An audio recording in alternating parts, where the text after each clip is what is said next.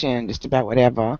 I know that there are, other people going to be coming and going, and I already had a couple come in and left because there was nobody talking. But that's okay.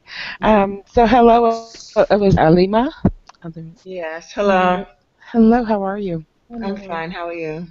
Oh, we're doing good tonight. We're doing good. Thanks for coming in and joining us. Have you read the Celestine Prophecies? I watched one of the videos. I don't know how many there are, but I watched one movie. Oh yeah, there's only one movie, the Celestine Prophecy. And I love it because it went exactly along with the book, word for word. They did not take out one verb, noun, or synonym. It was, I've watched part of it on Facebook. I mean, on Facebook, on YouTube, but I need to just sit down and watch it. yeah, I own the movie. Like I've said before, I've owned the book at least 12 times. I've purchased it at least 12 times and given it away. Ask me if I have one in my house right now. No. Because I just. When you come, honestly. Oh, I will. It's on my Amazon account. Okay. So I can watch it from anywhere. So yeah, but it is amazing. That like I said, I lent it to my sister because she was supposed to come join us. I'm like, you've got to read this book. But really, the first time I read it was in 19. Oh my God, what was it? 95, 96. Oh, wait, no. Wait, how old am I? It was 1993 when I turned 30. That's when I found it. Literally found it underneath my client's couch. But yeah, so it's been in my world for a long time. I have loved it. Loved it, what loved you it. think about it or whatever. I need to know. You need to know. Well, I tell you what, it's because, me, I am all about energy, and it's all about seeing auras and really paying attention, not just seeing auras, but watching energy and how it interacts. And that's what, the premise of it all is that, we as human beings have lost our way, and it's because we don't know who we are. We're told we're supposed to be one way, and the character in the book, he totally gets, in the beginning of it, he's just all absorbed into the flesh and doing his mundane routine, going to work and all this stuff, and then things start happening. Synchronicities start, coming alive for him, and it led him on this journey of finding the insights. And so it's like we all have the ability to take that journey, and it's really self-discovery. You take it inside. You don't got to go to Peru, although that would be amazing. I'm all for going. People go and love it. Yeah. Oh my God, yeah. And then to be able to, just trace because it's real, like landmarks and places that he went to, for this journey. So, but anyway, just, how life can really become something that we can work with if we can pay attention to the synchronicities, learn how to see the energy, to be able to see auras and energy. Gosh, it really does change things on how you look at the world and interact with people even. That's one big thing it did for me, is because I was seeing energy anyway, but that book just kind of put it all into a different perspective for me so that I could, see that energy that I was seeing wasn't just so, hey, I could see that energy. How cool is that aura? I didn't even call it an aura then. I didn't even call it energy until I read the Celestine Prophecies. It was like it gave me identification with things that I've been seeing all my life. So that's why I just love it. That's why it's the first book that we chose to do in the book club here. Interesting. I got to see it now. I know I started to. Leanne told me to watch it, and I started to, and I didn't finish it. Right.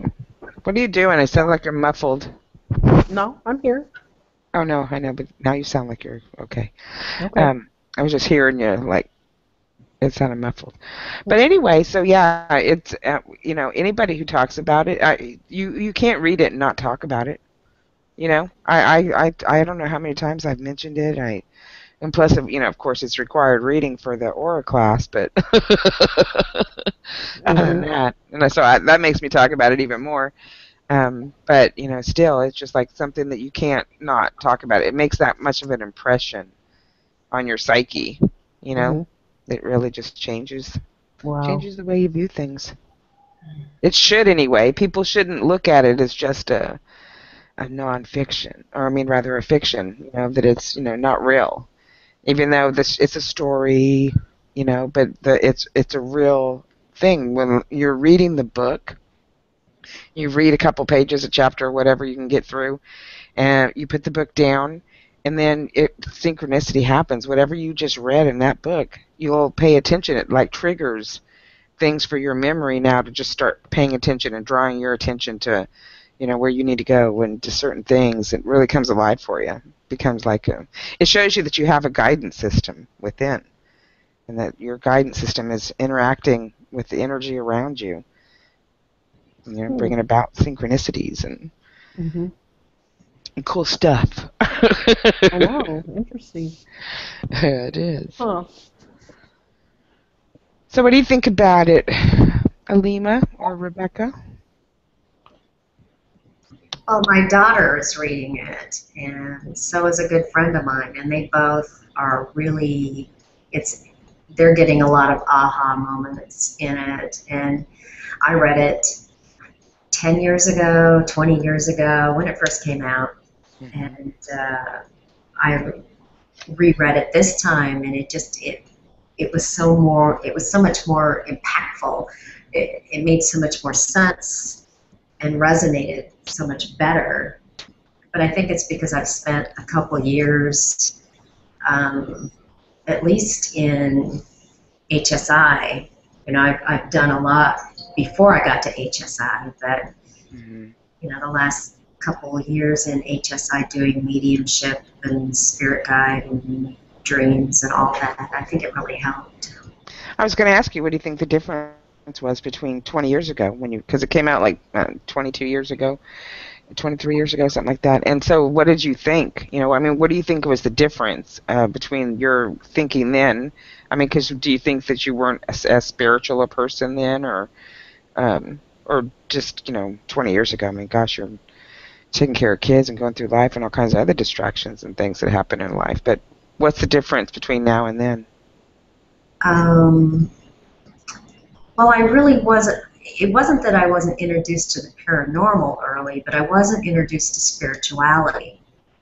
And when that book came out, and Carolyn Mace, or Miss, however you pronounce her name, her book started coming out. Caroline Miss. And some of Oprah's stuff, and that's when spirituality started to ignite for me, but it was a slower process because of the type of life I was in. I was in a military community. I was moving every 2.5 years. I had small kids. Well, they may not have been that small, but they were still right. Kids. And so I just, and there wasn't the community that of like-minded people. I was like the only person I knew that was reading it. Right. Right. I know, it's like a small community. It's like even though here we are 20-something years later, and oh my God, how many times has it had to be republished? Because of it's just such a popular book. Like I said, I've purchased it myself 12 times. Can only imagine. I'm gonna have to go watch it tonight now, guys. Darn it. We can watch it together. I missed that. I guess all my studies, with all the people I've studied with, they never said to watch it. Only Leanne, that one time she mentioned it, but it's John Holland and Lisa and Williams and them aren't into it. I wonder why. Because they're always giving us books to read, but never that one. Well, here's the thing, because that one, it's asking you to accept something that you can't even perceive, seeing energy. You're not, most how people. They feel about that. Yeah, right. Exactly. Most people, the dark side. Well, exactly. They think it's the dark side because I'm talking about. I can see energy. I see, I can see around people, places, things. I see Mm-hmm. the parasites of this world. I see the darkness of this world. Mm-hmm. But and they want to be all, it's all rainbows and butterflies, but it's not. And the more we ignore it, the longer it's going to take for us to, become this, enlightened society, It's true. enlightened being, because it's like we're wanting to just, brush it under the rug instead of Mm-hmm. look at it and look at it with compassion instead of fear and humiliation, or rather fear and hesitation to even do anything. That's the difference. So most people don't even see energy. So when it comes to the Celestine Prophecy, it's fantasy, Yeah, I but can see it's that. not. Oh my Most people God! don't even. When we talk about seeing energy, which we have seen, and me and you've seen it together, Yep. they think we're crazy, I or know. they don't understand, or it's not doesn't exist, and it's fantasy. Right. And But most people think that way. And I think they're trained that way, because I deal with a lot of psychics, a lot of mediums mm-hmm. that don't see it and that No, I don't do too. want to see darkness. Mm-hmm.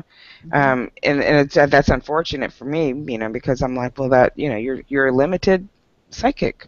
How Mm-hmm. can you say that? Oh, I'm a psychic. I'm going to go help people when you are limiting your Well, perception. absolutely. I mean, Lisa Williams told me you can't play both sides, Chris. You can't do it. But you have And that to. really upset Mary, and it kind of Yeah. upset me because I Right. can do both sides because I do. Yeah. Hello. I couldn't not do both sides. It's like I Mm-hmm. said, I was seeing I didn't get into the paranormal side of this world because I was already seeing ghosts. I didn't Yeah. need to go seek them out.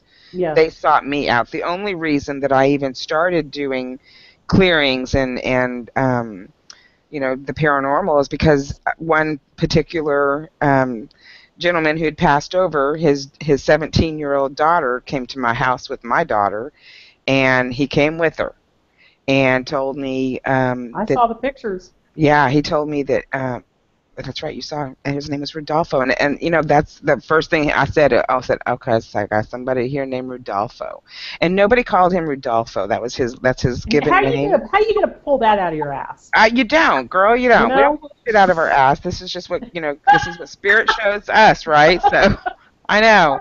Fred or Mark or Rud- Jeff, but you're gonna go Malcolm. exactly. Rodolfo. I know, right? And they called him Rudy. Rodolfo. They didn't call Yeah. him Rodolfo. They called him Rudy. But he told me, and that's what Spirit told me. It was Rodolfo, and he told me that the beings, the entities that he blamed for his illness and his cancer, were still in his house. I believe that. And I so, saw it. yeah, right. And so, Those were not manipulated photos. Those were oh gosh, raw no. projection. That was No, crazy. yeah. We don't And see. so We you're don't one need of to the make sanest people I know. Because I mean, I've known you for years now, personally. right. You're pretty sane. Yeah, no, I don't need to make it up. It's just real. Mm-hmm. That's what I tell people. I don't need to live in fantasy or make up lies. My stuff's real.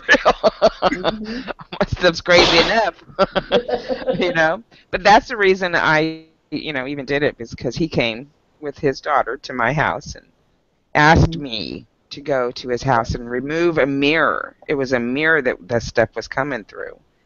And sure enough, they had already, since he'd passed on, it had only been a couple years since he had passed on when I met, his daughter, and they had still been experiencing poltergeist activity. Toys, going off in the middle of the night, um, Mm-hmm.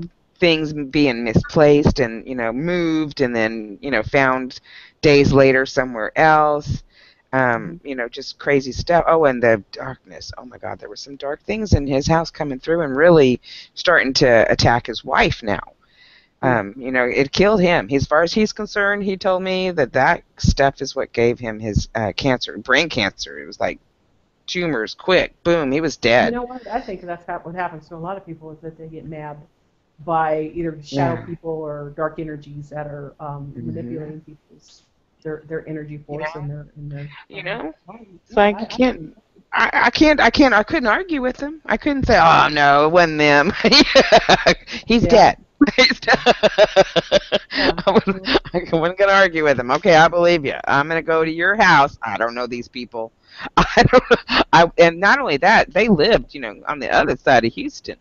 It was quite a ways away from my house. I'm like, how did my daughter be? But my daughter was hanging out in those clubs over there. So, but anyway, so yeah, I went over. Didn't even know the family. I just called them up and made an appointment with them. Said I need to come over. And the daughter, that came to my house, was just like, oh, she's got to come. She's got to come. She's talking to Daddy. And then the oldest son had a real problem with it. There was still denial, of course, in the house. And he didn't live there anymore, but it was the oldest son. He wanted to be there when I was there. And so, of course, Rodolfo was there with me. And so Rodolfo was telling me this stuff about this little boy's life. Okay, he wasn't a little boy at the time. He was in his 20s at the time. And so, but his father's, telling me he called him Bubbles. Who's gonna know that? Bubbles? Really? I was going, Buddha, balloon, what the heck were you trying to show me here? But it was Bubbles. So finally, Bubbles came out, and it just blew him away. He was like, oh, my God. Mm-hmm. So, but that's what people, that don't want to see energy. They don't want to see it because they don't want to see the darkness, because there's darkness. It's just, and again, I didn't create it. I don't believe that because I talk about it that I'm bringing it to me. Hello, it's here. I didn't create it. I did not create it. And we run into darkness all the time. One of my clients from California called me earlier, and I was talking to her, and they were at Sedona at those big metaphysic fairs. Mm-hmm. And somebody just grabbed her from nowhere, and this supposedly psychic medium lady, started popping off all this stuff to Joan. This and this and this, and there she was pretty spot on. But Joan said, all of a sudden, Joan told me, Chris, I got nauseous. I wanted to vomit. I don't know what happened. She scared me. My gut started just, shaking all over, and there was something wrong with that woman, her energy or something. But, she's not a psychic or a medium, so she didn't get what she was feeling. But she ran from this woman. And she felt that energy, but she didn't know what she was feeling, that it was dark. Right. She didn't know, and so I explained to her what it was. And I said, whenever that happens, run. You did the right thing. You listen to your gut. That's what God gives us, the gut. Right. Intuition. That's it. Mm-hmm. That was energy that she was feeling from this woman. Mm-hmm. It was an evil, dark force. I know that there are psychic mediums out there that are evil. I was going to say, it doesn't, just because they're labeled a psychic or a medium doesn't mean that they don't, harbor some entities doing otherwise. And get spot-on information. Oh, heck yeah. It doesn't mean that they're not getting information. That spirit's going to give them the information, Mm-hmm. Here's the thing. It's just like with the Bible. There's got to be some truth in it. That's how they get you. Well, it says that in the Bible that psychics and mediums are, charlatans, or there's evils speaking through them. And some, yes. Not all, but some, yes. Well, and then plus, because there's tricksters. There's trickster spirit out there. That's the word, yeah. That's what I like about being able to see the energy. Yeah. Because that you can spot the tricksters. It's like, oh my God, this one person thought that she had this amazing spirit guide, but she never left her house. She was losing her job after job. It was just, one thing after the other kept happening, but she had this spirit guide. And I'm like, really? I said, oh, because I'm getting like a gnat. And she goes, oh, that's his name. It's Nat. And I said, no, I'm getting like a gnat, like a freaking bug that just that keeps, flying around you like a gnat. So I was like, if he, that's kind of crazy that that's what you're calling him, because that's what he's doing. That's a trickster right there. She let me counsel with her at least, I think 2 or 3 times. But then it was like she couldn't let him go. She couldn't let him go. We tried to remove him, we tried to release it, but she was just it's just so familiar, it just becomes, that's their family, that's the closeness that they feel, and it's sad, it's just so sad to watch. I couldn't do nothing else for her. I can't do anything for them if they embrace it. You got to be able to see it. Just to use your discernment, and then release what's not good for you. Mm-hmm. That's the way it's supposed to work. Sometimes I see small amounts of energy around people, but not auras. How do you develop that to be able to see auras? Well, the thing about it is you're seeing their aura. Most people don't walk around with their brilliant aura just exuding from them because they don't know about their energy system. They don't know about the chakra system and the auras and the possibilities. So most people walk around with very little Yes. showing. You'll see some on the left or the right, maybe a little bit on the top of the head, but it's very slight, very, very dingy, kind of white looking. It's not an aura that's going to be brilliant and beautiful because they understand energy and they work with the energy and understand their chakras. So you're seeing their aura. You're seeing that's what their aura happens to be. That's what I see. Most people walk around. They've got this little tiny dingy looking around them, and that's it. They don't have the colorful. If you see an aura picture, someone who had a picture of their aura taken, well, they've already started a new frame of mind because they believe that I'm going to get that aura picture. My aura is going to come out on this picture. They already know about him. They already work with him somewhat, right? They Blue already with have a red. conscious acknowledgement. Yep. So that's why you're You going to have to see in have that. pictures. Yeah, you have to have that. You have to have the acknowledgement, the conscious. If she was, excuse me, if you were around like-minded people or people that understood the chakras and the system and how it works, you would probably most likely see their colors. Oh no, you would see them. There's no most likely. I've gone to this New Beginning church over here twice now, and I loved it the last time. No, the first time I went. I'm sitting in like the third or fourth row, and then right behind me there's a couple sitting there, and they're talking, and I'm sitting here watching. Michelle is the lady who's up talking, and I'm just sitting there watching her aura because she's just she's all into the chakras and auras and everything, so she's just up there beaming and expanding, and it was just every time she got excited, you could see her aura just rising, and I mean it was rising a good 10 feet above her and around her. And so the guy behind me was like, "Oh my gosh, do you see her aura?" And I turned around and I was like, "Yeah, isn't that cool?" Because I'm like, "Oh my God, someone else is talking about it." It was Yeah. awesome. And so every time I've been over there, they're all about it. So it's like when you're in a group of people that get it, oh my gosh, there's so much color and so much energy. I mean, you have to be careful of electronics, really, when you got that many people. Mm-hmm. Like, but definitely, Light bulbs most going out people. recently. What's that? I've had a lot of light bulbs going out recently. Mm-hmm. So you need to ground your energy. We shouldn't be draining energy around us. But if you don't know what you're doing, you do. Like Right. some of my clients that I've worked with, they Yep. did that. Well, Light I bulbs, talk to psychics who are just like, oh, yeah, I drain energy. My cell phone's always dying. I'm always blowing light bulbs. And I'm like, that's not a good thing. you can control that. Yeah, you can. I don't blow stuff. Are you kidding me? I want to be able to actually get more out of my batteries. But didn't you used to? Mm-mm. I used to kill watches. I don't anymore at all. I cannot wear a watch, but that I has can't. nothing to do with my energy. It has to do with the fact that I'm allergic to the No, metals, no. and my combats my energy combats. I can't wear them. Mm-hmm. I'll stop them. Yeah, I know when I would increase my awareness and meditate a lot, my computer would act up. I couldn't get it to work at all. It would just keep freezing up on me, and then I'd pass it to somebody else. They'd use it just fine, but then when I get it back, it wouldn't work. Wow. Like an on and off thing. Sometimes it happens, sometimes it doesn't. And then a few Mm-hmm. weeks ago, I started getting like a knock at the door, like around 4:30 in the morning. And I would open the door, and there's nobody there. It was Uh-oh. just weird. She's definitely got some energy going on there. Yeah. Because if you personally are draining electronics, then typically you have some low energies around you. Mm.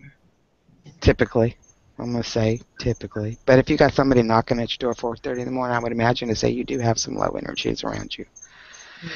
But do you do the chakra video? Have you do you work with your chakras and?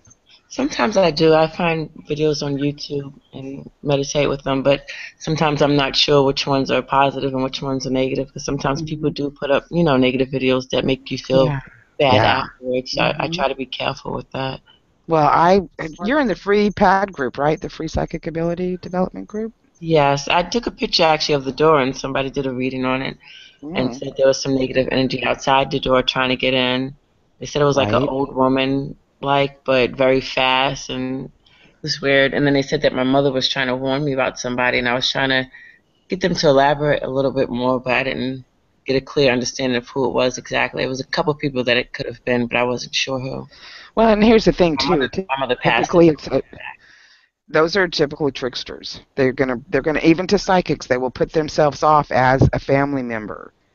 You know, to try and Mm-hmm. make you even feel more comfortable with that energy being there. Because no, no, no, that is not how Mama's going to come talk to you. Mama's not going to scare you or put you in any kind of peril. No. Right, right. They do not. So that any kind of energy that they're saying that is trying to, I just feel trickster, trickster, trickster. There's such an easy way to get rid of them too, and it really works. And that's just a good old little spreading of sea salt around your house. I did that. That's exactly what I did. And I And haven't had the knocking since that's then. I right. did. Mhm. Make sure you do it again. You gotta do it about every 3, 4, 5 weeks, 5 weeks, 6 weeks, something like that. Okay. If it happens again and it's been like maybe 5 or 6 weeks, then do it again. Yeah. Okay. But I tell you, I used to get stuff like that all the time, and I just did this house that I just moved into, and I sea salt. And you need a little spray around the whole house. I'm good. It really works. It's amazing. I love it. Of course, I say my prayers as I'm doing Right. it. I was gonna say we do a lot more entail than just putting the salt out because you have to hold that sacred space and Absolutely. that intention of protection. And again, asking for protection does not mean you are in fear and need protection like that. It just Mm-hmm. means you're acknowledging that there are spirits that are here to help us out, Mm-hmm. and that you're just allowing them to do their job. Exactly. Just tell them, when you go around your house with salt, say, you know what, you're not wanted here, nor will you ever be. This is a house of love and light, and I demand you to go, to the universe or God and to never bother me. And this sea salt will keep you out. And you can put your intention there as you're doing it. You'll be good. Yeah, I did. I did. Good girl. But I do have a video on YouTube for chakra grounding connecting. And it helps you get into the rhythm of your energy system. It gives you that guidance system turn on, and you get the synchronicities, and you can discern those energies around you. So you know when it's good, you know when it's not good. So we'll have to put. I'm sure it's over there on the page somewhere. I need to put those on the site too. I just got the site back up, but I'm not done. What is your name on YouTube? I forgot. Hmm? What is your name on YouTube? Just Solana? Is it just Yeah, Solana? and it's Solana0156. That go there. There's quite a few videos there to help you get in that energy. Because I'm all about the energy. I've always seen energy, and it just sparks me when I get to hear other people see it or talk about it. Like, yay! I'm not alone. Not Yeah, cray cray.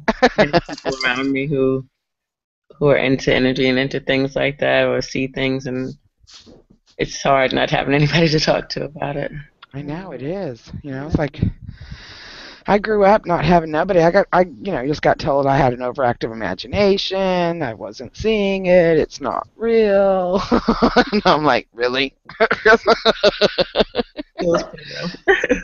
It's very real. I had that was my life was like the kid from the movie The Sixth Sense. Literally, just walking in my room whenever and wanting to talk. What? Who are you? So it's nice and interesting today to.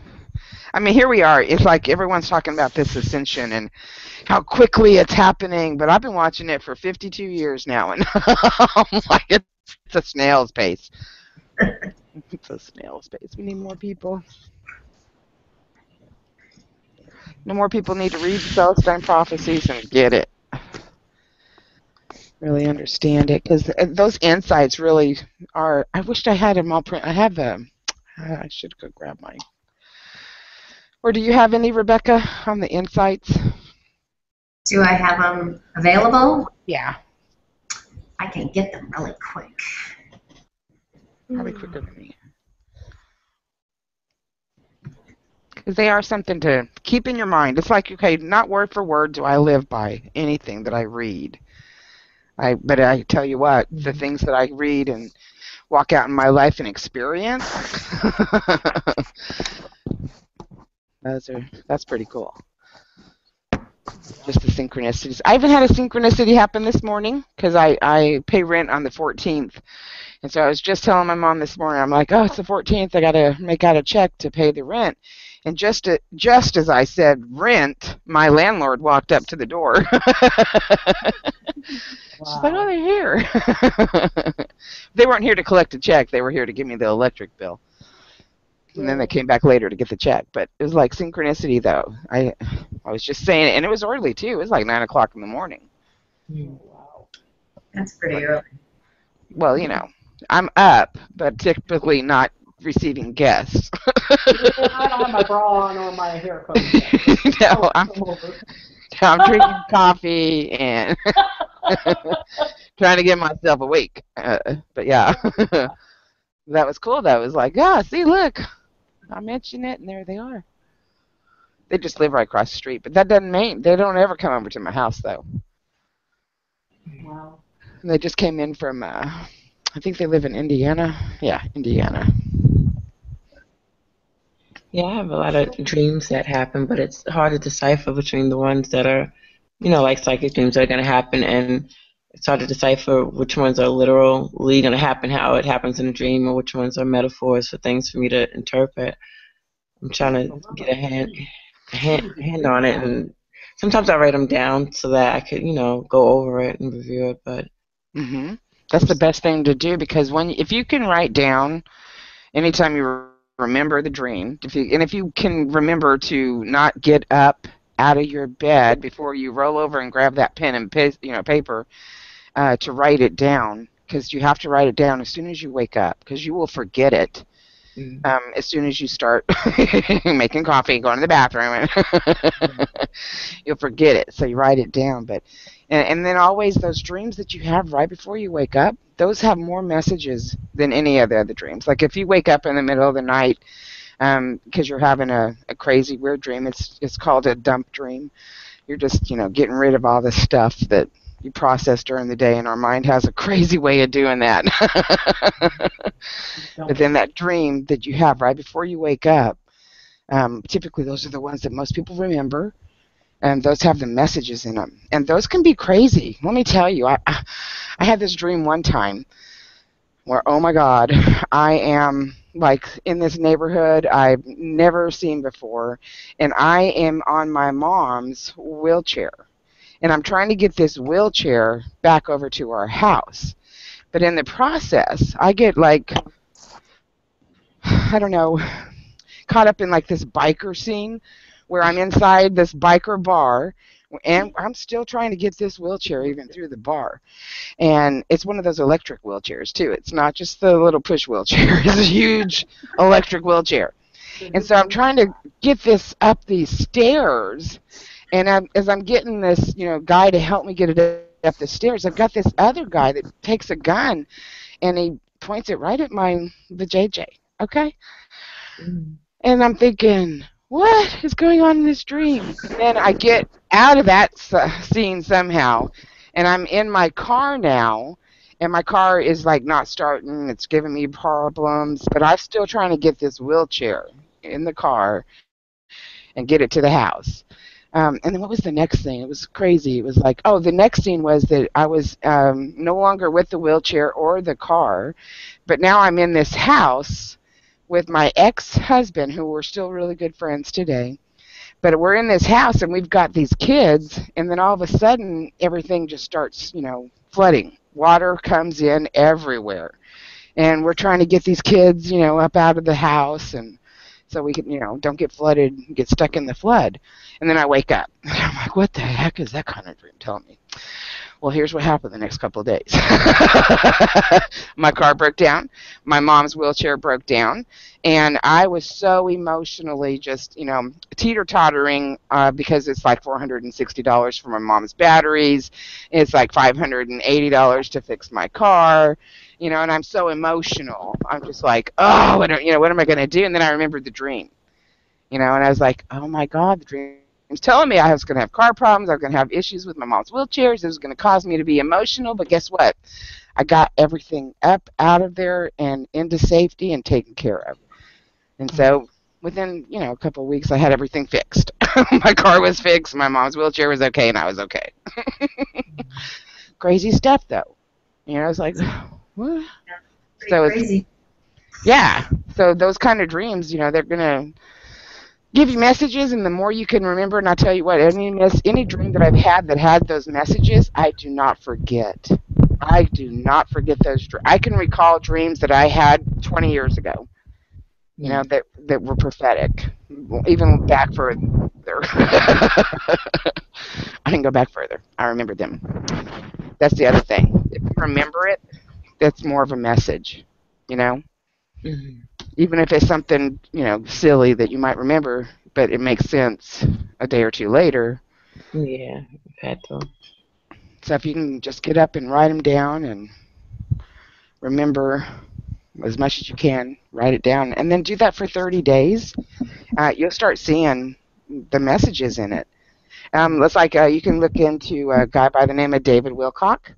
Mm-hmm. He has been writing his messages down since the early 70s. And it's really interesting to listen to him talk about them because, over the last, I guess now 25, 30 years, he's been writing them down. And his, he can show you the dreams and the sequence, and he's written them and put them all in the category to where they made sense and the messages that were coming through. Some of the stuff didn't happen, like the earth changes and all that stuff. But other than that, stuff that for him in his life and personally has come true. Right. Yeah, I have strange dreams, but I rarely ever have a dream where things that can't happen in real life. I think the only dreams that I've had like that are dreams of tornadoes where I'm standing like 2 feet away from a tornado. It destroys everything else but passes right by me, and I don't, get touched by a tornado. I've even seen other people get taken up in a tornado, but it doesn't touch me. But other than that, most of my dreams are things that can actually happen, but sometimes they're just really strange. But I don't get dreams like how some people get where they're flying or, just doing things that you don't do on a day-to-day basis. I don't get those type of dreams. Right. Nothing magical in my dreams really ever happen. Well, that's great. That's good, though, that you're standing there and all those tornadoes are going off around you and taking up other things beside you. Mm-hmm. You're the calm in the storm kind of stuff right there for everybody. But, you never know. You really, again, until you start writing down your dreams, you really don't know how many normal, or rather crazy, weird things that you actually are doing. Because I know I travel when I sleep too. I astral travel, go to other places, other realms.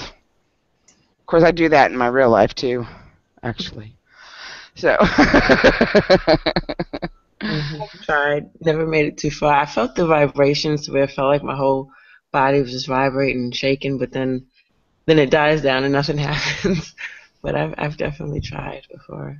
Maybe maybe I shouldn't be trying, just kind of let it happen. But well, and also, don't try, but at the same time, put it in your mind. Like, tonight when I sleep, I'm going to remember my dream, or tonight when I sleep, I'm going to remember where I traveled to, because we do travel. It's unmistakable, undeniable. From the young ages, we start our travel, our spirit journeys. Our spirit knows more than we do, and so we're always traveling. Always, we just don't remember. Just don't remember. So ask to remember before you go to sleep. Just don't expect it. Don't try to make it happen. At the same time, you need to reprogram your brain to say, okay, I'm going to remember that. I know I'm doing that, so I'm going to remember that. And then write it down if you remember. Or remember. And please in the chat. What's that? I'm putting the shoot, my brain just went blank. I'm putting them in the chat. Oh, the invites. Okay. Thank you. The 9 insights. You're welcome.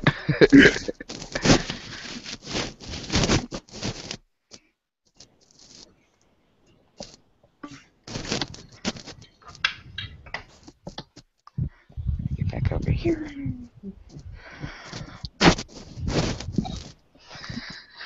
Yes, okay. So the first one, the synchronicity. And that one, oh my God. You know what synchronicity is, right? I mean, just things, I don't believe there's anything, no such thing as coincidence. Let's just say it that way. Right.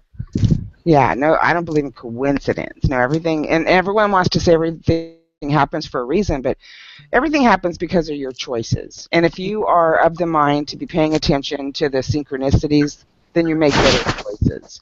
Now, sometimes your choices, just because you paid attention to that synchronicity, doesn't always work out, but that's usually because of other people, not because you didn't show up. You know, you didn't do what you were supposed to do.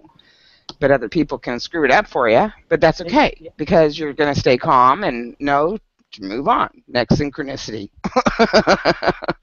And that, I think, is the spiritual design that we're all missing, is to allow. We try to make everything happen. We're told from birth that we have to get a job, we have to have kids, we got to have a dog, a cat, a fish, you know. You got to make it all happen.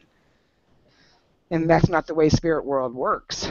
They don't make things happen. We can't make things happen. We can try and pay attention because spirit's always trying to work things out around us. But if we're not paying attention, then we miss the synchronicity. Mm-hmm. That's how I feel about that. What do you think? What do you think about the 3 given the karmic design? What do y'all think about karma? I hate that word. I don't want to go there. I heard that mumble. I hate that word. I don't believe in karma. I think it's, again, part of the contractual agreement and what you're doing on Earth. It's a long, drawn out thing. I could talk about it for hours. Right. Well, I tell you what, and again, if people who believe in karma also believe that they are here to learn lessons, that it's all, about lessons. But I was actually shown the programming for karma. And the programming for karma actually keeps people in the loop of repeating the same mistake, if you can believe that one. Hello? From other lives? From other lives? No, from other lives, from this lives, they're going to come up with whatever reason because they believe in karma, that's the karma, that's why they're still where they're at. They got to get it right.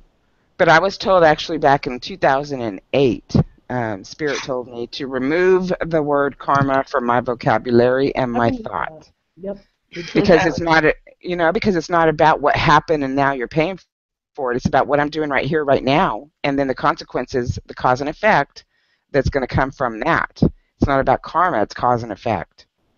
Well, right? Because I did it, and now I'm affected. Exactly. I want to give a little example that was very interesting for me. So I have this cousin. He's older than me. And all my life, he was a big mouth. And he hurt people horribly with his mouth. And he alienated himself from a lot of the family.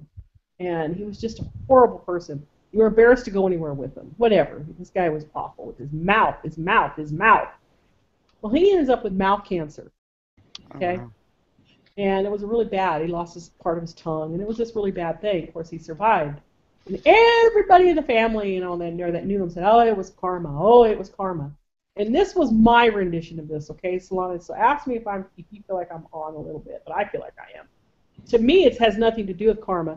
It's that for many lives, he probably had this horrible, stupid mouth, and he's not learning from his mistakes. And here we go again. He's doing the same thing over and over and over again. Okay?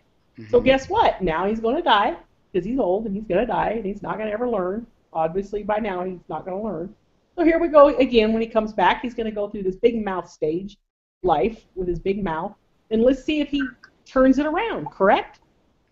That's karma. I don't like the word, though. I don't like to say that's karma. But I don't think that that's true. I mean, here's the thing. I'm not also one of those people who believe that because something happened to me, it's because I need a lesson. If I sprain my ankle, it's because I wasn't watching where I was walking. Yeah, Or, I get it. But okay, but I get, Solana, really quick. I get what you're saying.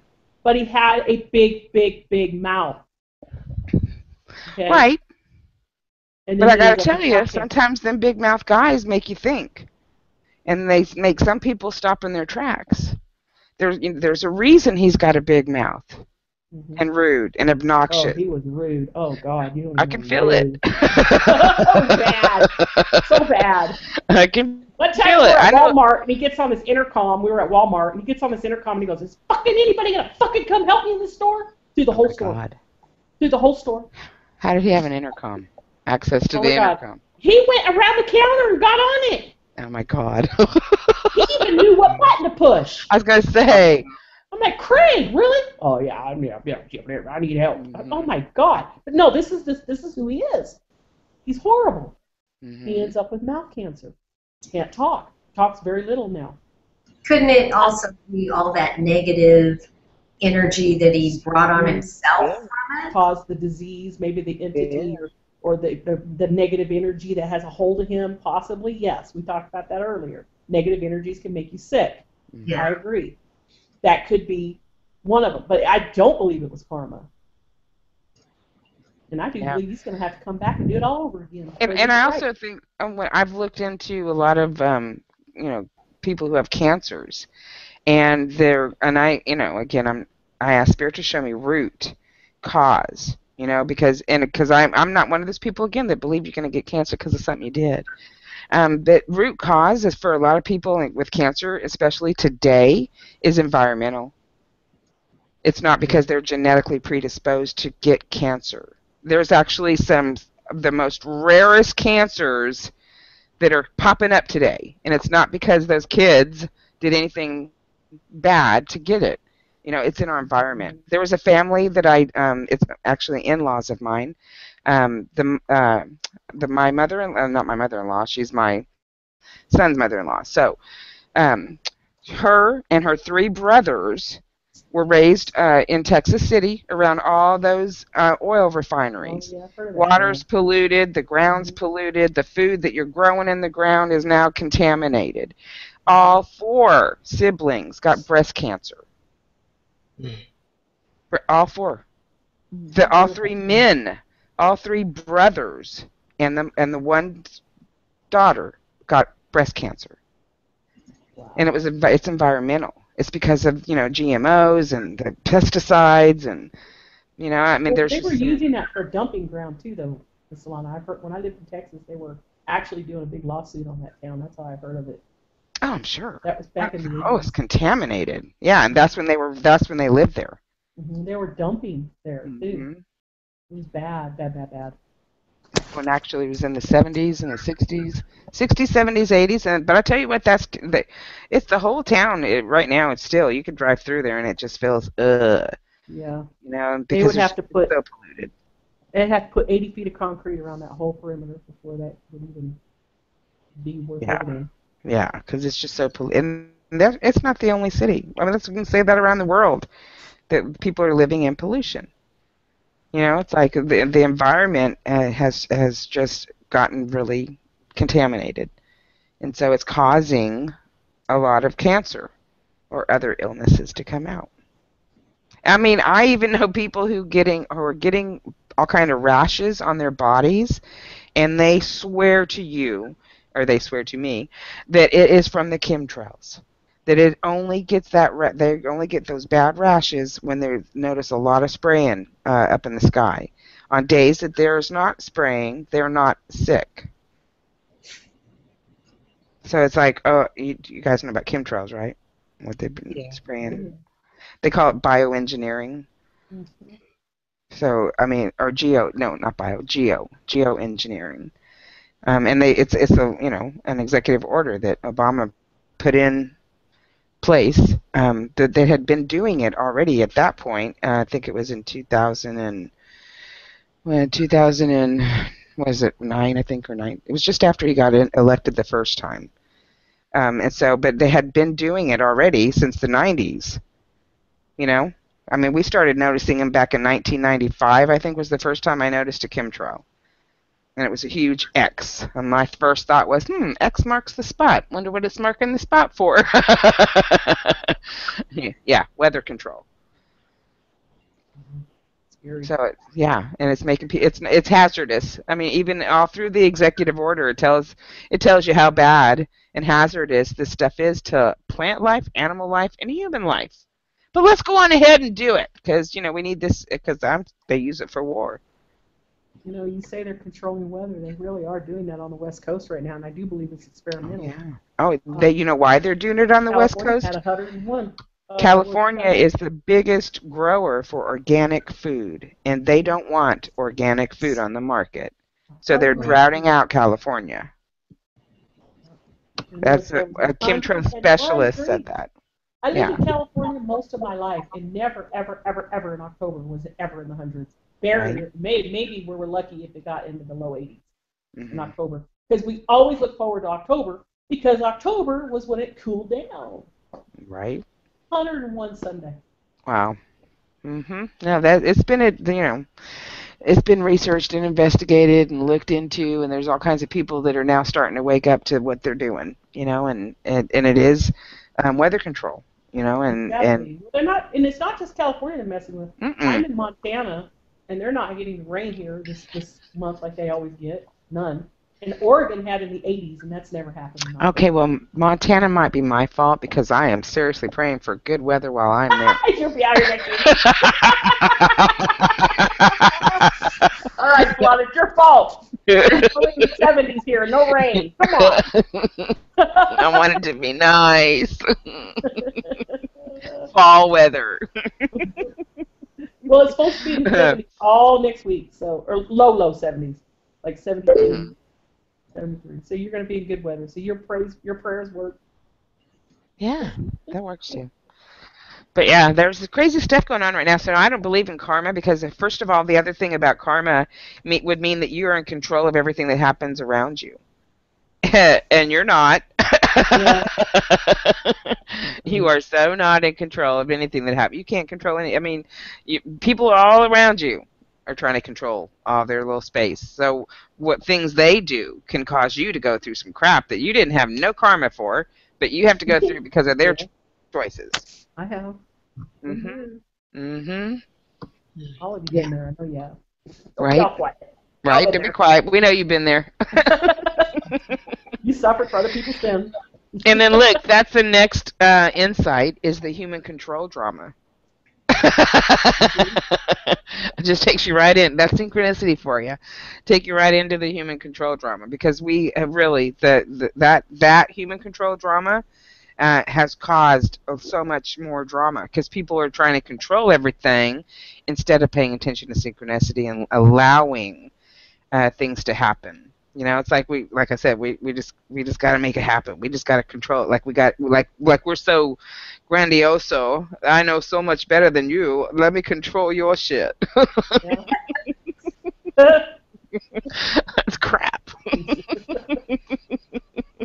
I don't know. Crap. Okay, I know my moment. I know right now what I'm doing. No.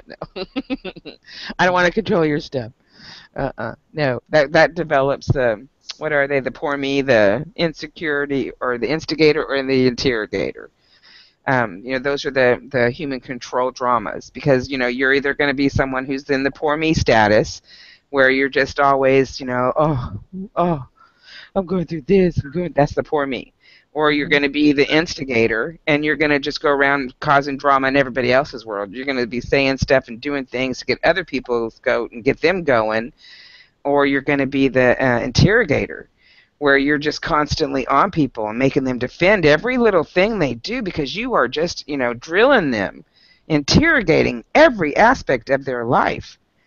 Like, no. Not for us. Don't do the human control drama. No, no, don't do it. Allow.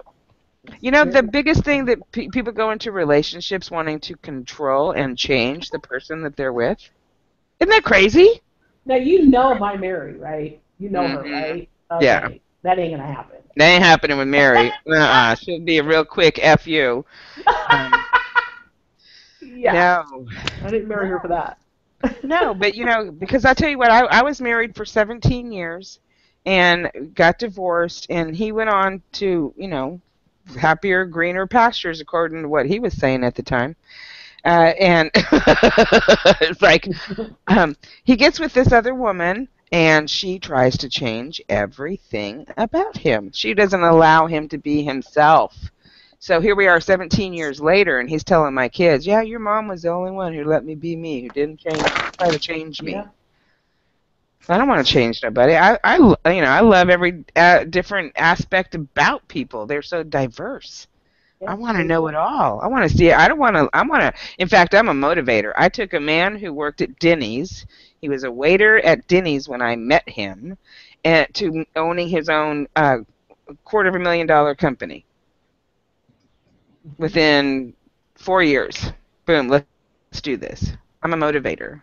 And even with the, you know, when he got his first job away from the Denny's thing, it was a sales job. So I motivated him. You go out there and you do this or that, and you come back here and I'll do this or that. You are a good motivator. He would get up and go do it. We did well. You know, we.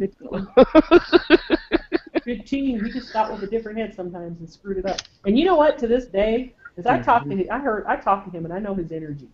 I could tell when he says your name, he lights up. Oh no, you're talking about my other ex. Oh, I'm talking about your ex-husband. Whenever I have two. He lights up. Yeah. That man screwed up when he dumped you for another woman. He screwed up. No, he didn't. That wasn't him. That wasn't him, honey. He didn't screw me over for another woman. He screwed me over because he was 17 years old or 16, 17 years old and just couldn't hack being a daddy and being responsible. Well, whatever it is, he knows he screwed up. Yes. His frickin' voice lights up. Yeah, he loves me. He does. But whatever he did, whatever it was, he is sorry for it. Well, you know, and they both, I can confidently say they both feel that way. You know, but you know, I know for a fact that, you know, Kevin tells me all the time, yeah, he loves me. He knows that one day we're going to be together, blah, blah, blah. Okay, and I let him talk, but because I'm sitting over here going, That ain't happening. Fantasy. Let him have his fantasy. That's what I do. I let him feel good about himself for a minute. Yeah. But then, and the other one is talking to my kids. You know, we have kids together too, and so he's talking to my kids, you know, about how he feels, you know, how he was just stupid and screwed up, and now he even says the words, "I don't think I'll ever be happy." And it's just like, that is so sad. He's 52 years old, and he's sitting over there thinking he'll never be happy. He was never happy with me. I always try to make him happy, try to get happy. But anyway, yeah, I'm not into human control drama. No, I don't want no drama. Actually, you know, if you want to talk about drama, go find somebody else to go talk to, because I'm very. I mean, you know, for education purposes, I'll talk, but just to be talking as gossiping and drama, no. All right, so who wants to take number 5? Because we already know I could go on talking. Because you know, I believe we are connected to everything, and you can see it.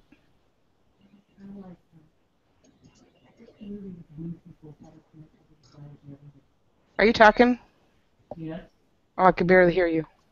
What was that movie with the blue people on that planet? Avatar. Yeah, kind of like Avatar. I think. Mm-hmm. Yeah. Oh, definitely. Absolutely, and I think the guy that wrote that knew it. Oh yeah, that was divinely inspired. Oh, if we were to exercise those abilities, can you imagine? Oh yeah. We won't. I can't. Greedy ego people. Let me have my fantasy. I can imagine. That's my fantasy, that we all, like, you know, are cohesive and balanced, and allow each other to be who we are, and understand that that's awesome and glorious, and and if we can inspire and edify and motivate, encourage, to be, oh my God, can you imagine what everybody would just explode into their true nature self and be so expressive in whatever brilliant way. That's my fantasy. Yep. All across the world and beyond, into the other universes and galaxies, and all the way back to the creator source. Because I love that my children also have very prophetic dreams, and my father, their grandfather, has come to them a couple times since he passed away. And, that one dream that he had where my dad was telling him all about heaven and God and Jesus, the one that my dad got in trouble in because he was telling my son too much, and someone came and took him away and said, you can't talk no more. In that dream and in that message that he told my son was that heaven's not as peaceful as you think it would be. Because everyone's down here is, told that, oh, when we die, we're going to this heaven, this glorious place, and it's just going to be beautiful and marvelous and fantastico. But no, they feel the same thing. How can you think that this place can be in such chaos, but everywhere else is just so wonderful? Everything is connected. So everything affects everything. So everything that we're going through here is reflected everywhere. We're not alone in the chaos. Heaven's not as my bubble, so when I go to heaven, I got to do this shit again? Yeah, dude, why do you think you're here now? Why do you think you came back here now? Because we have to make it better. If we can't get people to wake up and see how everything that they do does affect other people, and other things, and God, everything goes back to the Creator. We're told that all the time. Everything goes back to the Creator. Mm-hmm. So does your chaos. So does your confusion. So does your distress. So does your horrific acts. All that stuff is going to be reflected. Oh, someone's getting buzzed. I think it was me. That means I got it. Okay. But yeah, so everything is connected. Everything. Everything. I'm connected to the chair I'm sitting on. It's all connected. I'm not just that my butt's planted on it. I'm connected. We're all connected. And I'm connected to Echo because she's in my lap and never leaves it. Right? That is your princess. Her does no wrong. Right? If heaven is like her, heaven's going to be perfect. Well, again, even though heaven may not be as peaceful as we think it might be, we're going to be in a different perspective to be able to deal with it. And so that's why we know. That's why we keep going places. And this isn't the only place that we come to try and make things better. There's all kinds of places we can go. Yeah. So we only have Earth. That's it. No.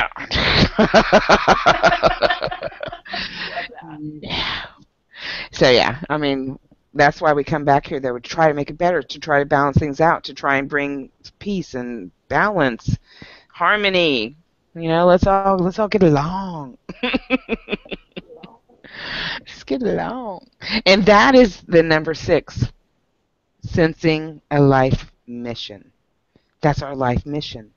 Everyone thinks it's mundane or ordinary just to be happy. It's ordinary just to have a family. It's ordinary just to have love. No.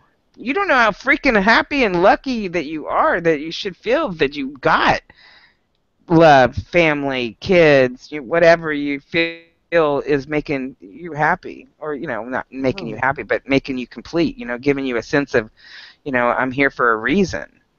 I'm not here just to get up and go to work, but I am here to make sure that my kids are happy. I am here to make sure that my family's happy. I am here to make sure I'm happy. That's my life mission. It's just as ordinary as it sounds. I'm here to love. And that is the most freaking amazing mission, I think. I love, and especially love on payday. But no, I love love. Payday's a good day. but I mean, really, most people think that they're going to be the next Sylvia Brown when they go into the psychic world. That cracks me up. I know, right? Famous psychic. Yeah, Can it be just that you might assist some mundane person, some ordinary person? That's right. That is Save a life or more, two. and that's more life altering. That's more of a life mission. Yep. You're going to affect more people because, trust me, Sylvia Brown, again, I only love Sylvia Brown because when she passed away, that woman was charging $850 for a reading. Yep. Why was she charging $850 for a reading? Because she didn't want to do a lot of readings anymore. You know? You think about it. You're going to whittle down your clientele when you start charging so much. And so I always refer to her because everyone's like, oh, I want to be the next Sylvia Brown. And she was charging 800. She was in her house.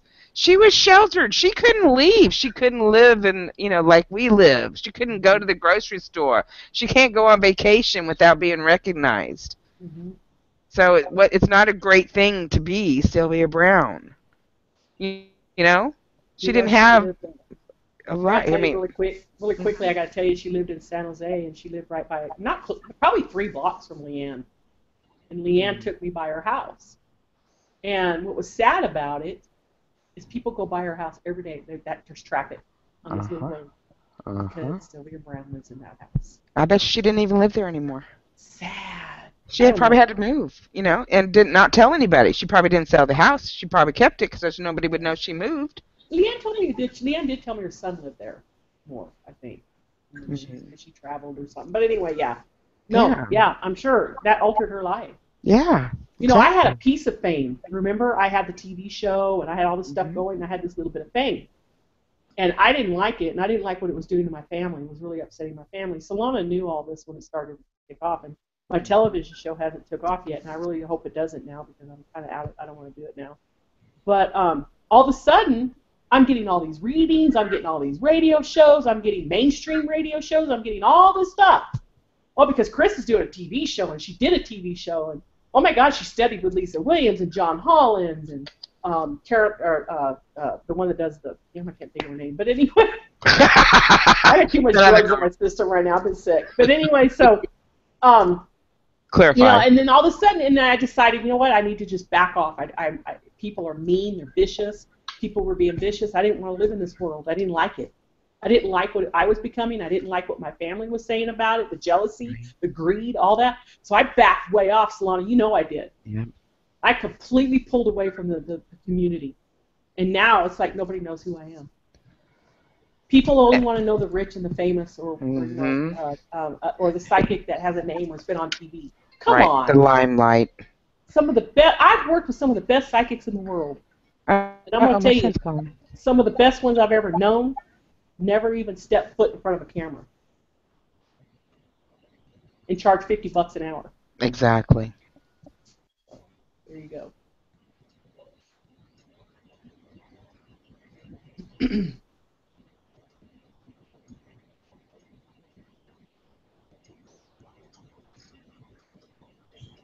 It's a greedy world. It can be. Mm-hmm. Can be. Sure. Yep. It can be. And we need to say a little prayer for Lamar Odom because that's very, very sad. This man was caught up in the money and the wealth, and he was caught up in the fame and talent, and he has pretty much destroyed his life. And I think that we should just say a quick little prayer to send to him and his family. Go ahead. It's sad. So I just ask that that God and the angels around Lamar just lift him and keep him safe and out of pain. And the family, I ask you to assist in keeping them calm and maybe not feel so much stress and strain around the situation and know that he's not in pain and that he's going to either get through this or transition home as calmly and as painless as possible.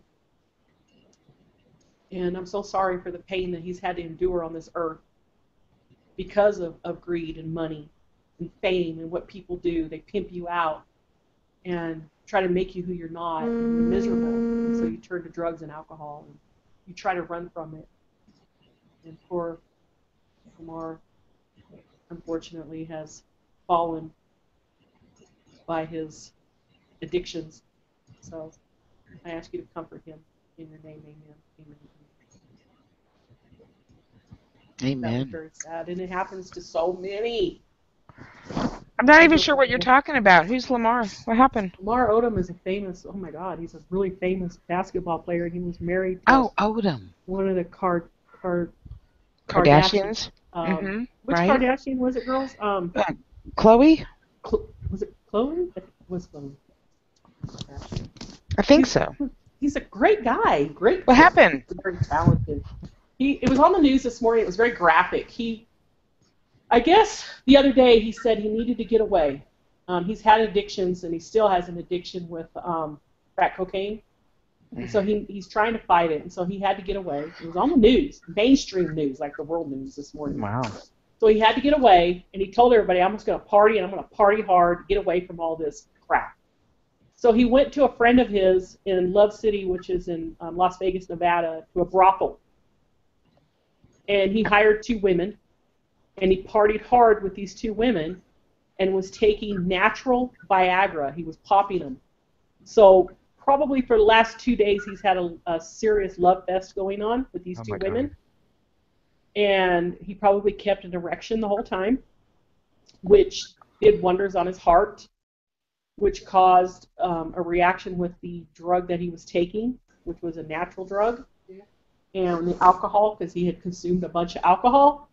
And the girls said all of a sudden he started vomiting profusely, and they got scared, and so they ran out to tell the owner of the brothel, who was the one talking on the news. He said the girls were very rattled and very worried and very scared because Lamar was very sick. So he ran into the room, and he was already on the floor in a coma, and he hasn't woke up. Oh, my God. So what a way to go. I mean, he had this amazing career. He was a nice guy. He really was, because I've seen him. He had kids, and he fell to this. Wow. And it just makes you go, why? What went wrong? What wired it? What was so messed up and wired in his brain that he had to go out like this? I mean, And I gotta tell you, celebrity, say what you want about him, but you really do kind of sign a deal with the devil. You do, and that's why you know that. That's why me too. You know what they made me do. Yeah, that's so why I said, I don't want to do this. Yeah, And my kids didn't. My son, he practically disowned me because he didn't like where I lied, because it was scripted. Right. And I'm like, I can't do this. Yeah. Yep, and we know that's what you do, especially when you get that big. Whatever you want. I mean, we can say all kinds of names right now. Robin Williams. Yeah. They. The Kung Fu dude. What was his name? Him too. Oh, David. Yeah. Carradine. Carradine. Yep. Marilyn Monroe. I mean, we can just keep Jimmy Hoffa. I mean, let's just keep going. I mean, you can keep from the time way back. Rock and roll stars. Woo. They all look what happens to them. And if you try to stop, and get out of it, they do what they did to Michael Jackson. They try to ruin you. They do what they're doing to. Anytime a celebrity falls, I'm like, oh my God, who did they piss off?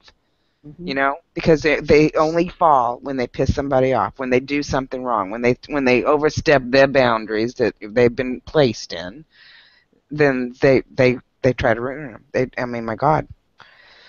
That's why I'm like, no, I'm not. I could have been, when I was younger, and I mean younger, I was probably 5 or 6 years old when I discovered my voice, and I started singing, and I could sing opera. I mean, I had a soprano voice. I could hit those high notes. I mean, it was amazing, and I was a singer all the way until I turned about 14 years old.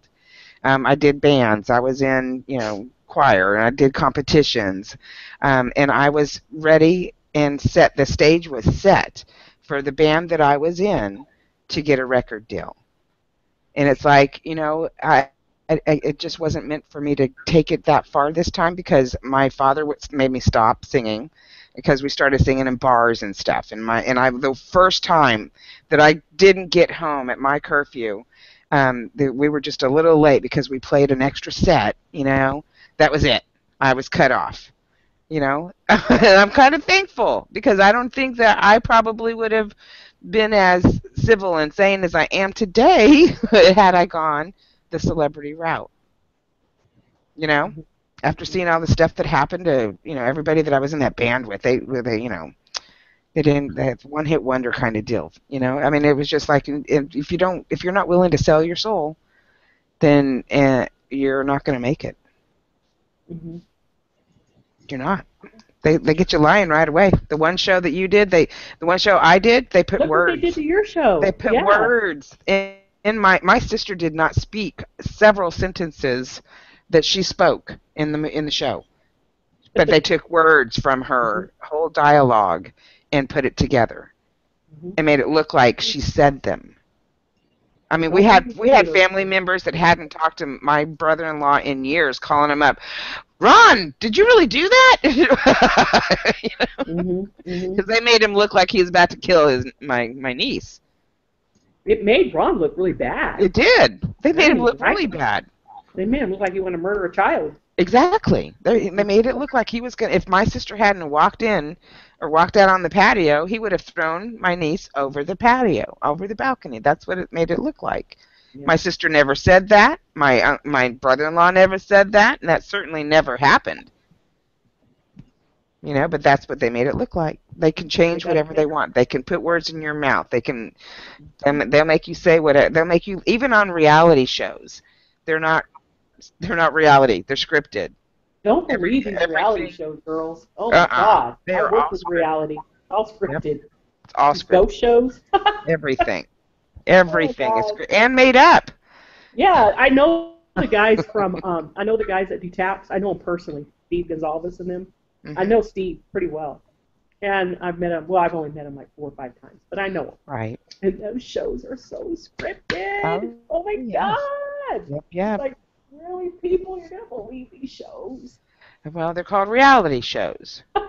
So that's part of the programming, to call it something that it's not, to make you think that it's something that it's not, to Mhm. make you think that that's real. I mean, can you imagine the way other people around the world look at these TV shows from America? I know, huh? It's good entertainment. It's good entertainment. It's good entertainment. So yeah, I mean, there's just all kinds of stuff that. Mm-mm. But that's where following your intuition, the seventh insight, comes in. Follow your intuition. Know when it doesn't feel right. Know when it don't feel good, and do what you got to do next. Take it from that. But always listen to that gut and that intuition. That's part of your abilities.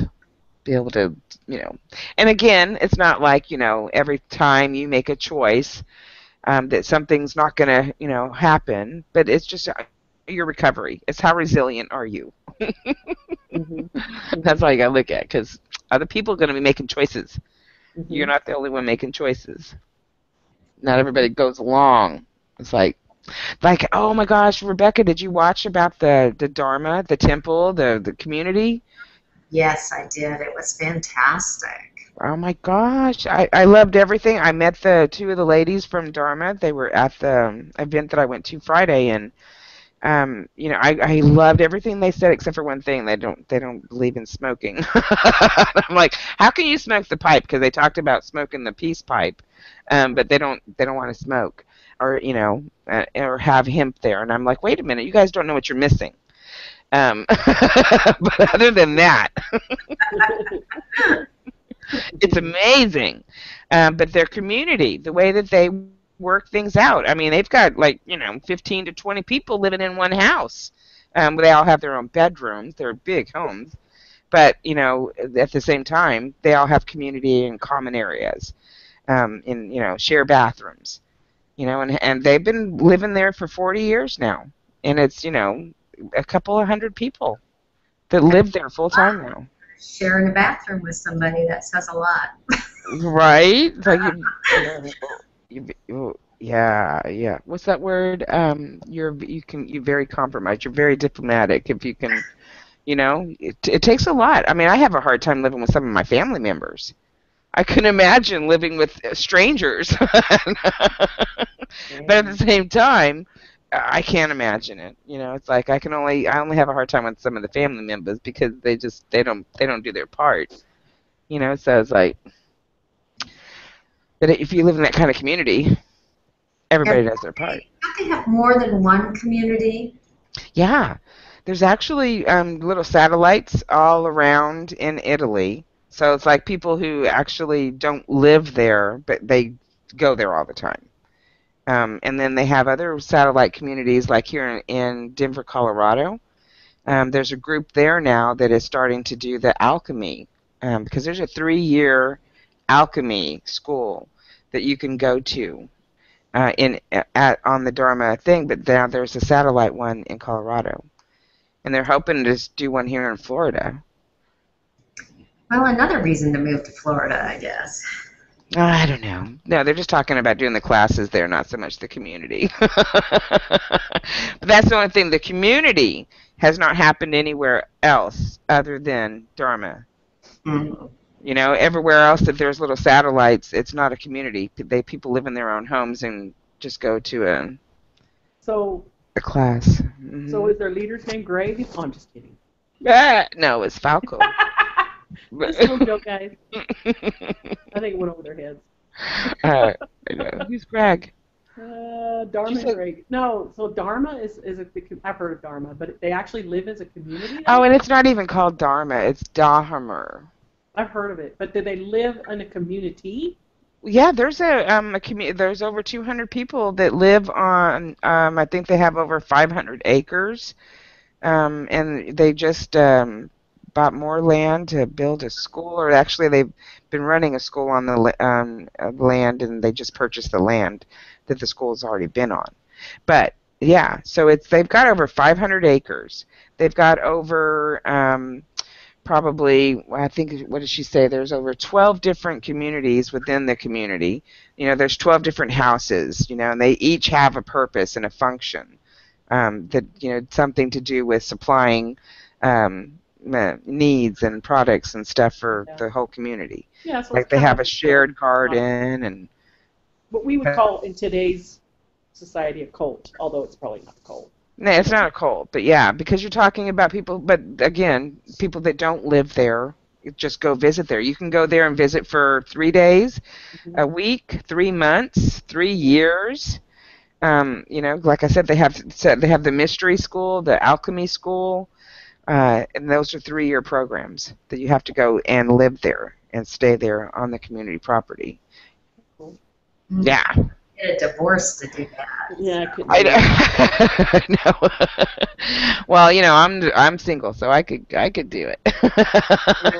And you I can have my own FaceTime with us and let us know what it's like. Right?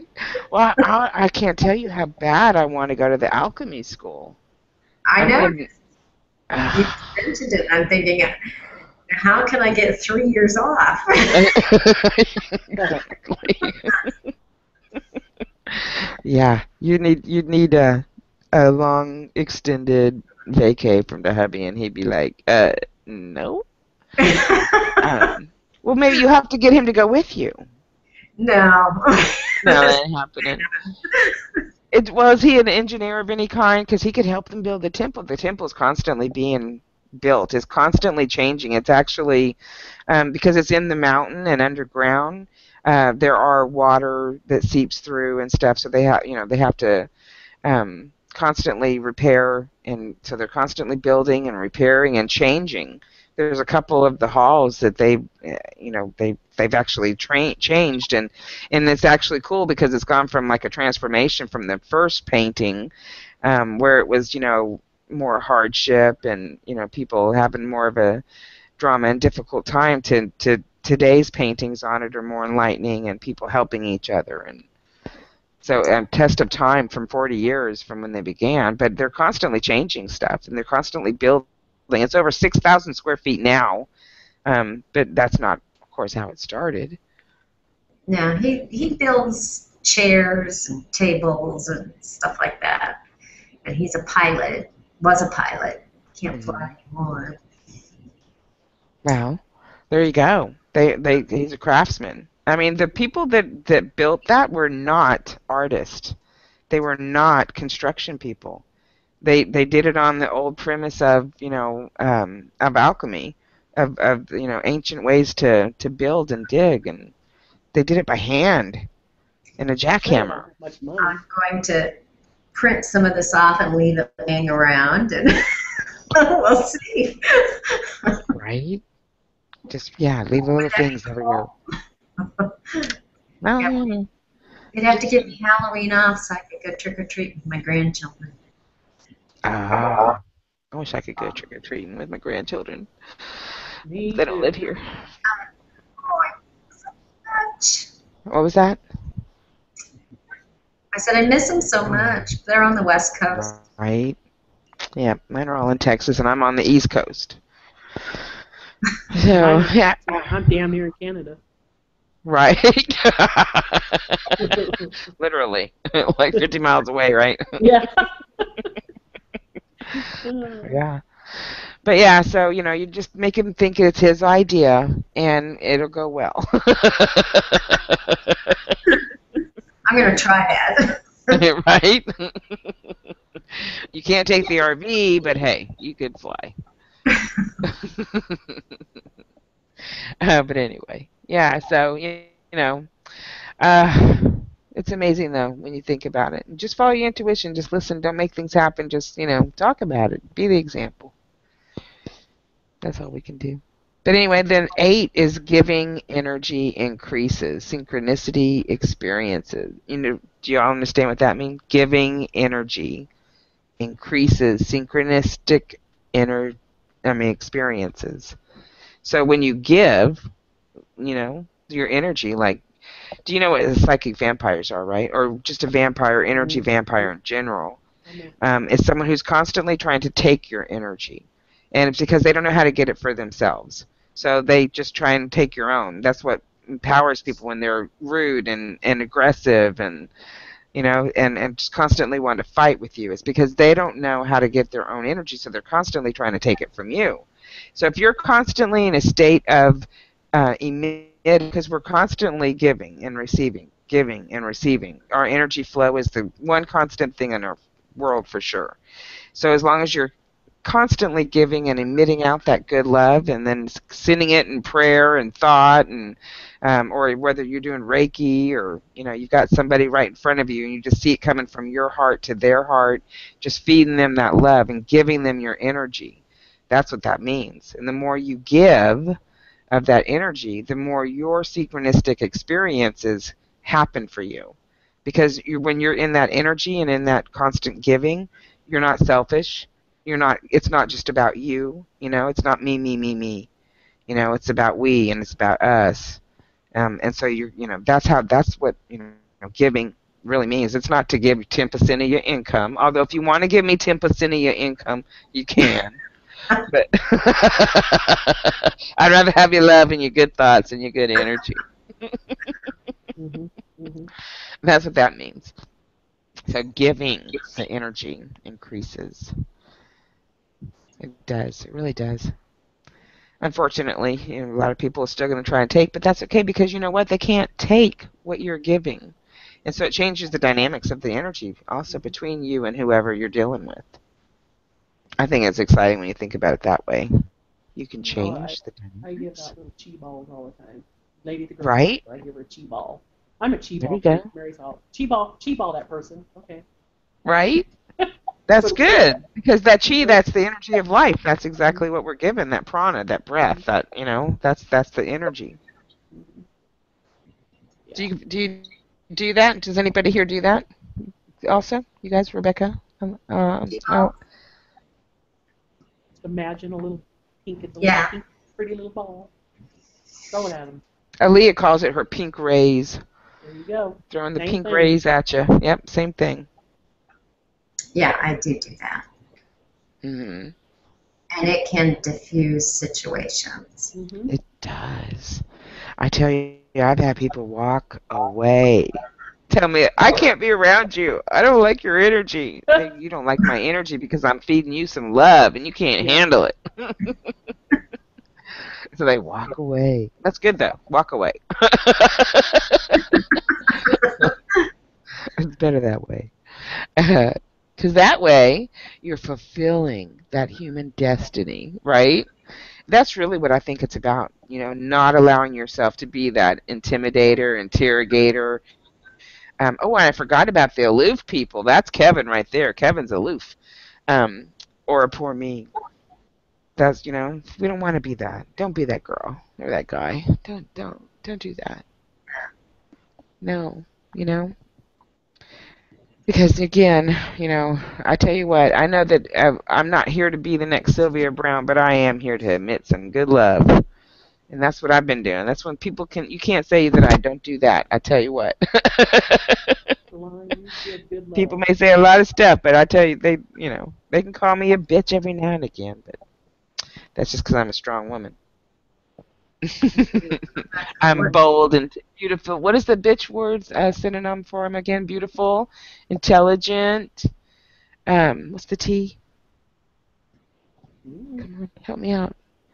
Beautiful and. Oh, really? Yeah. Oh, God. Oh, there's beautiful for B, intelligent, and then TCH. What are? I can't remember what they are. Dang it. But they're good. Call me a bitch all you want to. That's how I interpret it. Look that up. So. Yeah, because I know that it's good. It's all good stuff. But I can't remember what it is. I think it's funny though. When I started singing "It's All About the Bass," Mary responded back, "You effing bitch." I'm like, that's right. Mary loves Solana. You guys don't understand.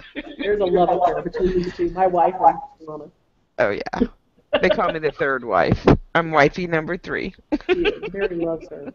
Mary, my wife, doesn't let a lot of people in. She has a very, very dynamic, busy career.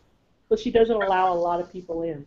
Oh my God, she loves Solana. So, Feelings mutual. So good. Because I love Solana too. Really Feelings awesome. mutual. So we fly her up here a couple times a year. We're going to fly her, get her here to visit for a while, and then we'll fly her back home. No. We got to have our Solana time. I love it. I'll go next week. I'll be there next Tuesday. I can't wait. We're going to have a pop-up. We're going to go, but I heard it's closed, but we'll go as close as we can now. Glacier National Park. Oh, my God. Right. Yeah, I know. I'm coming up there at an awkward time for the tourist attractions, but I don't care. I don't really mind. We can go to Canada and just look at it and say we. All right, we'll go to the border. We'll go take a picture with the what are they called up there? The Mounties? Yeah, the Mounties right there at the border. We'll walk over there and take pictures with them. Yep. We don't have a passport. We can't go in, but can we get a picture with you? Put you in the I didn't go to Alberta, but I saw it. Right? I could see, if I got some binoculars, I could see.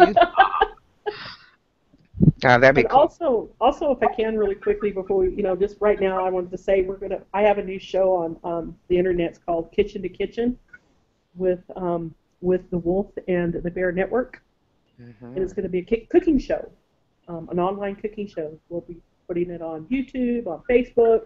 We have our own Facebook page. It's called Kitchen and the number 2 Kitchen. Kitchen to Kitchen. So if you guys would please go like the page. There's really cool stuff on there, recipes, fun videos. It's called The Biker and the Bear, because I'm the biker, she's the bear, and it's going to be a fun cooking show, kind of spiritual, with a little cooking twist, and kind of fun. I love that. It's very cool. Yeah. So we're going to be doing that, launching the first show soon. I already did my cooking segment. She's got the editors on it now, and it's going to be a fun show. So guys, check it out. It's an internet show. It's going to be so cool. Cool. Maybe I'll do a guest spot with you, and we'll cook up some stuff while I'm there. While you're here, we will do that. Yeah. Oh, yeah. I love to cook, girl. I love Well, you know what? cook. I have to do a fall recipe. So think of your best fall recipe, and we'll do that. Oh. Oh, my God. Oh, I have to go through the mind of recipes. Okay. Are you kidding me? I've got some good ideas. Kitchen to Kitchen, guys. Go like the page. You're going to love this show. It's going to be fun. Awesome. Facebook page, and it's online. On And it's YouTube? going to be online, a YouTube, internet, her website, which is a very busy website. It's the Bear, and It's the bear and the. You'll have to have her make a little logo thing. We can put it up on the site for you. And the Wolf and the Bear Network. I do have a logo. oh, good. Well, we'll have to give it to me so I can put it up on the site, and we'll have a link to that. I just saved the photo. Because I need to do the media page still, so I can do the videos and all that stuff still. All right, cool. Yeah, that's Congratulations. Thank you. I'm excited. It's not as scripted as regular TV, but still has some scripting. I'll be ad-libbing. I don't. There's some stuff we have to say in the beginning that's kind of boring, but then we can just be ourselves and have fun with it. Oh, that sounds fun. And I think it's good that people do that because the cooking channels are so popular right now. More people are getting into cooking because it's so expensive to go out to eat. You know, you can't take a family of 2-3 out to eat for under $125 anymore. Oh, you know, me. So but people need some good, healthy, hearty recipes. You know. Mm-hmm. Yes, ma'am. Okay. And these are going to be hearty, good recipes. My first recipe was a homemade chicken pot pie with everything you probably have in your, because everybody's got chicken in a freezer, most everybody, and a can of biscuits and a muffin tin. You know, so I made it's the best chicken pot pie, and it's made with biscuit dough and a muffin tin. I mean, it's that easy. So that's how we're doing it. We're structuring it to be affordable, easy, and pretty much what somebody could get easily and affordably or would have in their house. Right, stuff you don't typically have. Yeah, like some of these cooking shows, they come up with some stuff I ain't never even heard of. I know, right? It's like, oh my God, I was even watching. I was watching a show earlier yesterday. I can't remember now. My day's been so crumbled together because I didn't like sit and watch the whole thing. But the part that I did see was the judges were the ones that were doing the competition. It was the Food Network. The Chopped show. So the judges were the ones that were doing the cooking. And, of course, they're coming up with all kinds of stuff. It's like they're sitting there when they're the judges telling the people, don't try and, overdo too much. Just be creative. And then, of course, they're going to go off and do this stuff that nobody's heard of. It's like, wait a minute. You can't buy.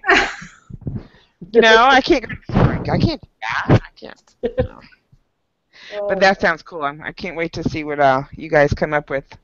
Yeah, it's gonna be fun. The first video is done, and then I got to do the fall one, so we'll do that with you. That'll be fun. Cool. I'll let her know. She'll be excited about that, and then we'll just have some fun with it. Think of something fall-y to do. Mm-hmm. I think it's a fall dessert we have to do. Ooh, a dessert's even better. Mm-hmm. I love to bake. Yeah.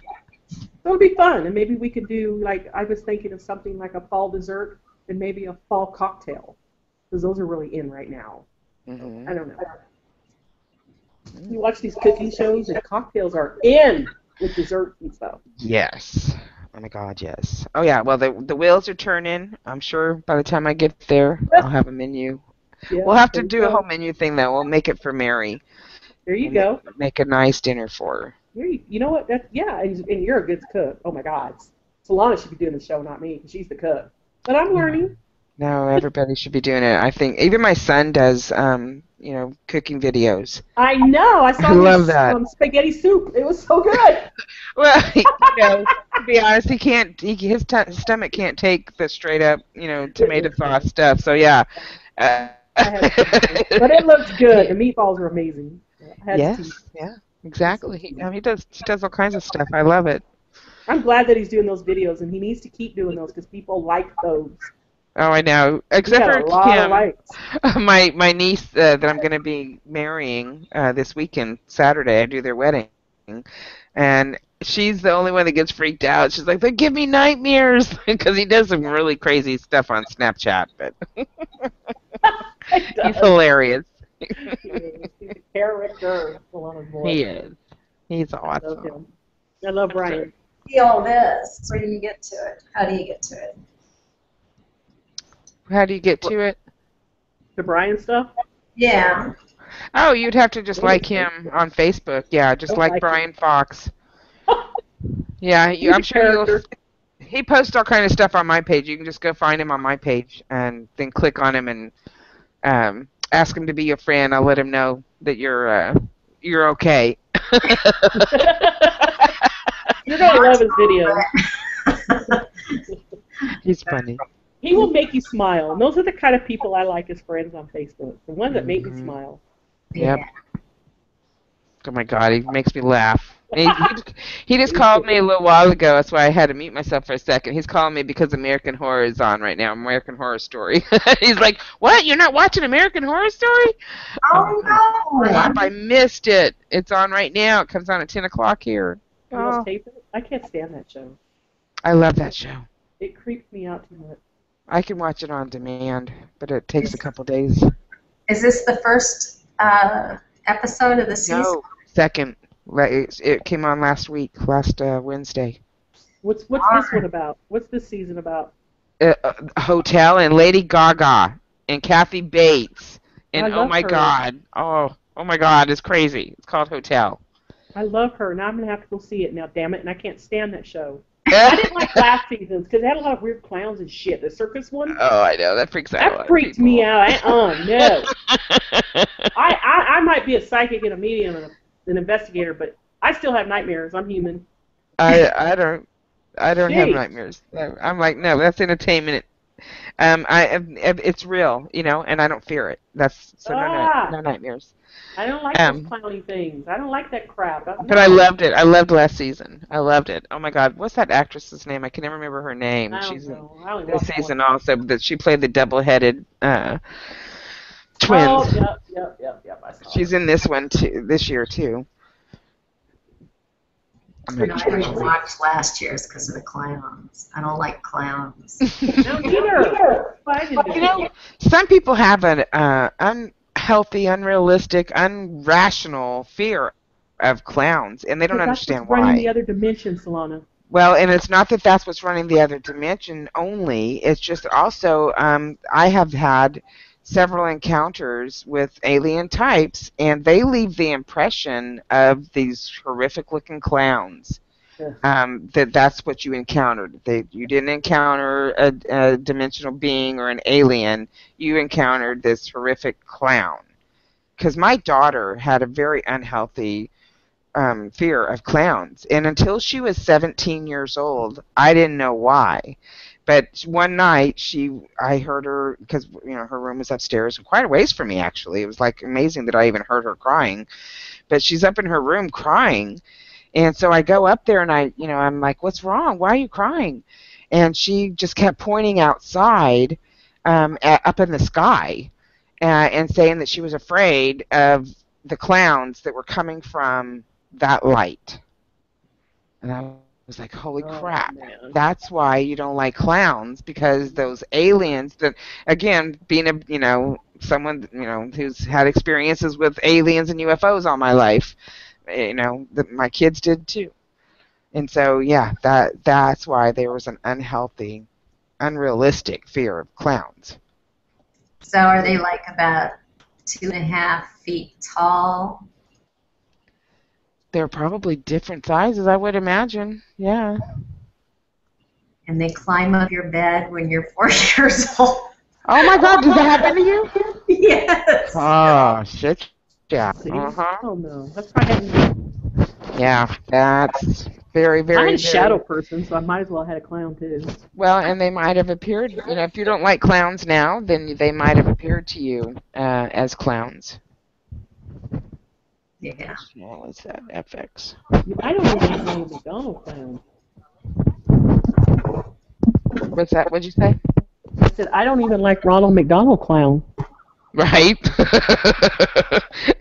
Neither did my daughter. Hinting unhealthy food, It's yeah, not exactly. food. Oh my God. That's for sure. Mm-hmm. They're trying to recover themselves. Because they've been closing stores. They've been closing restaurants.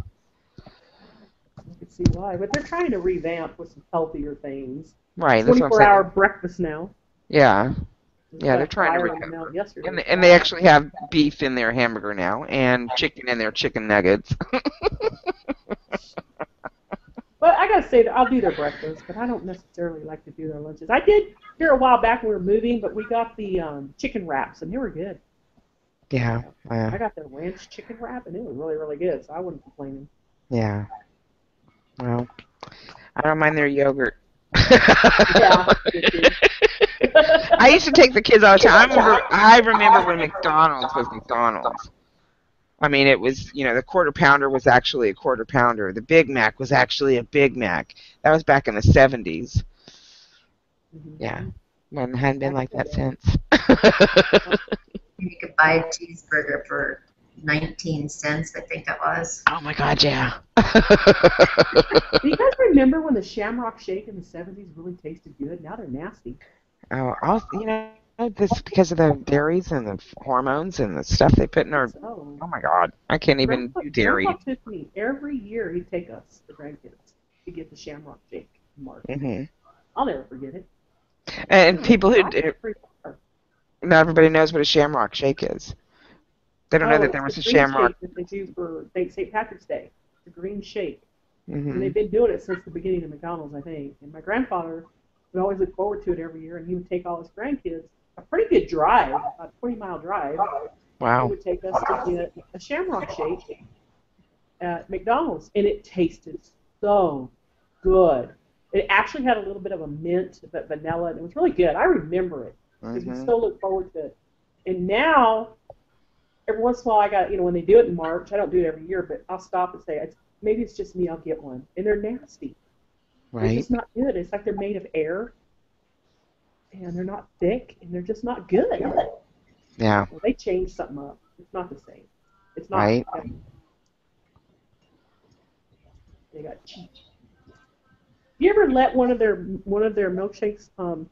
My son Patrick did this. I was really shocked. He let the milkshake melt, and it was only about a quarter of the glass had milkshake in it. Really? Yeah. You don't even get that much. You think you're getting a big old shake, but you're not. You're sucking air.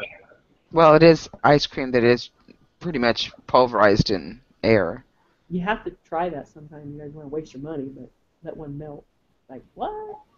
Yeah. Where'd it go? You didn't drink it? No. Mine don't last that long. All